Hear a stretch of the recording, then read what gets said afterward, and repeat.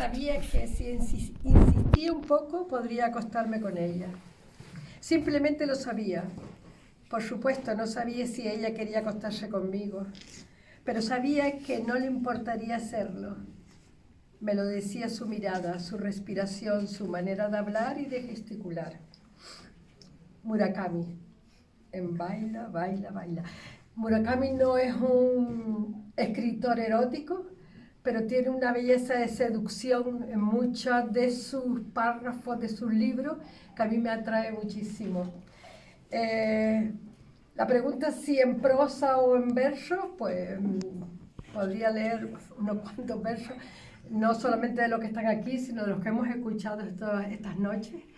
Anoche mismo tuvimos un recital poético, que me parece que tú también estabas, y bueno, y estábamos, por supuesto, los que están aquí leyeron unos poemas bellísimos que podríamos decir que el erotismo es, a mí particularmente no me parece, es que para mí la poesía es dificilísima, dificilísima.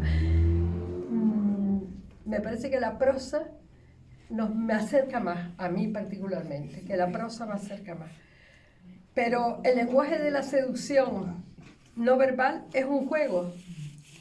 Permíteme que lo lea porque yo tengo muy mala memoria.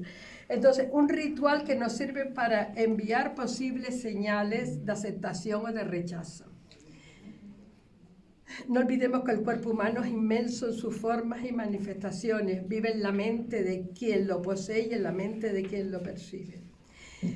Yo de todas maneras pienso también que el cuerpo humano necesita de los apretones de manos, la voz, la sonrisa, el morderse los labios, el movimiento de los hombros, de nuestro cabello, de las piernas, la danza de las caderas, de las nalgas, de las manos, el parpadear de los ojos, el movimiento de las pestañas, llenar la cabeza de turbios anhelos o cerrar los ojos para escuchar esa música embriagada de amor y de desamor que se apodera de nuestra alma y nos lleva a un éxtasis. Hace miles de años el poder se conquistaba principalmente mediante la violencia física y se mantenía con la fuerza bruta. No había necesidad de sutilezas. Pero mujeres como Betsabé o Salomé, antes que tú estabas hablando de la religión, del Antiguo Testamento, Helena de Troya, la sirena china, Gishi, Cleopatra, inventaron la seducción, los placeres sexuales y refinados, el ritmo de los estremecimientos. Me imagino las escenas de la reina con sus amantes, me refiero a Cleopatra, en sus años de esplendor en las aguas oscuras del Nilo, y el sol perturbador. Uy. El corazón, la verdad que me da un vuelco solamente imaginarme todos esos movimientos y todas estas historias. Isaac Asimov definió a Cleopatra como la más hábil de todas en su obra Los egipcios. Mujeres que atraían a sus hombres, se exhibían con maquillajes y ornamentos, a imagen de diosas estimulando hacia el deseo, el apetito. Es que la seducción, el deseo, la fantasía, todo eso va tan unido, tan importante. El poder de las mujeres no era físico, sino psicológico. No enérgico, sino indirecto. Y sagaz. Esas primeras grandes seductoras eran como generales que planeaban la destrucción de un enemigo. Y en efecto, en descripciones antiguas, la seducción suele compararse con una batalla, la versión femenina de la guerra.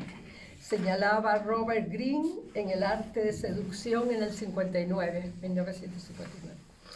Bueno, voy a dejar paso, ya después seguimos hablando de otra cosa, vamos a dar paso a Mettini, sí.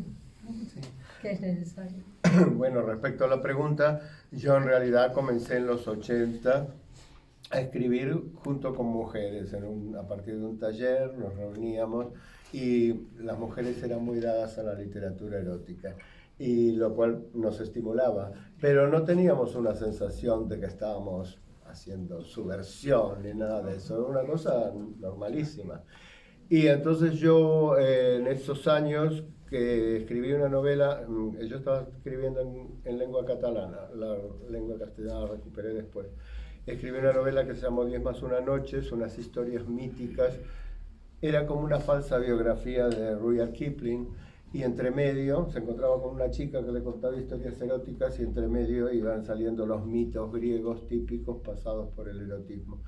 Esta novela yo la presenté, en ese momento estaba Sonrisa Vertical, la colección de Tusquets, que fue muy conocida y que dejó unos títulos estupendos, y yo la presenté, debía ser en el 89, y quedé finalista. Había infinidad, estábamos en la editorial, se caía de la cantidad de manuscritos que se habían presentado, pero mucha gente se presenta con manuscritos incompletos o con manuscritos que se descartan inmediatamente. Quedaron 10 y yo estaba entre esos 10, y ganó Almudena Grandes, muy joven ella, con las edades de Lulu, que es un buen recuerdo de ahora, porque yo, bueno, no la conocía de nada, era una chica que comenzaba. O sea que para mí empezó siendo narrativa. Y luego, posteriormente, esto se editó en una editorial catalana, Editorial La Magrana, y después escribí una historia de dos chicos con una chica, que se llama La rara perfección del triángulo. Un año de la vida de estos chicos en esa época de rupturista del 85 en Barcelona. Sobre todo hubo un cambio fundamental entre el 85 y el 90, porque apareció el SIDA, y toda esa libertad sexual que habíamos vivido se quedó cortada. Entonces ese triángulo a mí me obsesionó. A final de la novela, en el 2000, el autor aparecía para encontrarse con esta gente, y luego en el libro último que edité volví a recuperar, en un cuento que se llama Punto de Inflexión, a esa persona que había vivido eso, a la mujer, que ya tenía 50 y pico de años.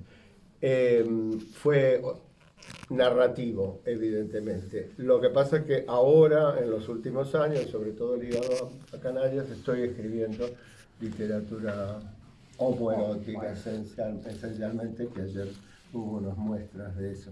O sea que yo pienso que estuvo relacionado con la narrativa, y ahora con la poesía. Me gustan las respuestas, porque creo que hay una diversidad incluso con ellas, porque en este caso tenemos un tránsito en Rubén, ¿no? Empezaste con la prosa y ahora lo ves más en la poesía, te sientes más cómodo en tu creación literaria. Rosario se mantiene de momento, ¿no?, en la prosa, pero también Tairi, general en todas las artes. Me gustó, porque de hecho la segunda pregunta va a ir más general, ¿no? Pero efectivamente que el erotismo no tiene que estar per se en la poesía o en la prosa, sino en todas las artes. Y Aida lo identificó más con la poesía. Entonces, como son 4 respuestas bastante diferentes, les lanzo la siguiente pregunta. Ahora ya da igual. Sí, el móvil ya se... el móvil, o sea, no, ya se disparó ya. Demasiada carga. Bueno, no. Yo les quería preguntar lo siguiente, dado que son respuestas muy distintas. Ya no vamos a hablar si literatura poética o literatura prosística, sino qué elementos rítmicos y a la par corporales creen que pueden cargar de mayor erotismo. Por ejemplo, a la hora de voy a pensar un texto que voy a escribir, la musicalidad, el baile, qué elementos creen a la hora de recitar, incluso a la hora de escribir, práctica silenciosa, pero elementos rítmicos, tonalidad, voz, música, creen que cargan de mayor erotismo sus producciones, e incluso, si me atrevo a decir, no solo sus producciones, sino a nivel general. ¿Qué creen ustedes en relación a la literatura erótica? Sí, como quiera. Sí. Venga. Pues mira, estaba pensando justo, ayer hablaron de Vallejo, y es que estaba pensando en Vallejo, estaba pensando en Trilce todo el tiempo, porque yo creo que es muy interesante jugar con esa cosa del deseo, ¿no? De no puedo llegar a contar, ¿no? Es un poco esa barrera, ¿no? Que eso es algo que dice Anne Carson también, ¿no? Que precisamente el deseo al final nos nutre tanto y está tanto porque no puede cumplirse, ¿no? Nunca llega a cumplirse el deseo, aunque alcances el objeto de deseo, ¿no? Se entiende el deseo como algo en sí mismo. Y a mí ese romper el lenguaje y llegar a imágenes que fuera de lo poético no tendrían sustancia, lo que sea, que es muy vallejiano eso al final.